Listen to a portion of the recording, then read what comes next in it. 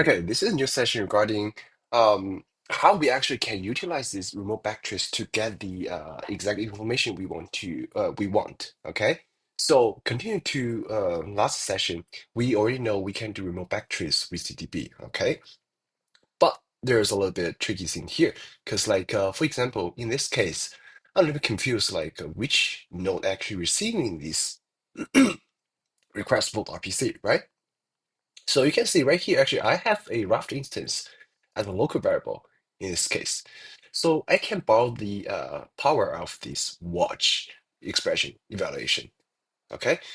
So right now we don't have a really convenient functionality for you to check which node actually you are running. One thing you can do is maybe just take a look at this call stack thing with the main tag. You can see which process is running, right? But you don't have the exactly ID with this node, right?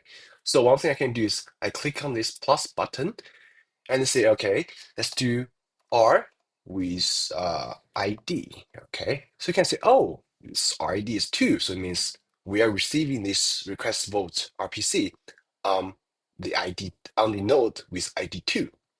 So who actually sending out these RPCs? Um, so one approach you can do is maybe you can check this request payload, or another approach we can do is, oh, actually, let's go back to this backtrace to where you actually send out these RPCs. Okay, in this place is where the application send out these RPCs, right? So you can click on this plus button here, and in this case, I'm gonna use this directly. So it also has ID field. Oh, it says ID with 1. So it means in this case, it sends all the RPC from the node with ID 1 to node with ID 2. So you can see this ID, R's ID not doesn't really show up here because like in this stack, we don't have this information. So if we want to check with this value, we have to go back to the stack and wait a few seconds. You can see it pops up. So by doing so, you can also evaluate some other expressions and other value you want to check.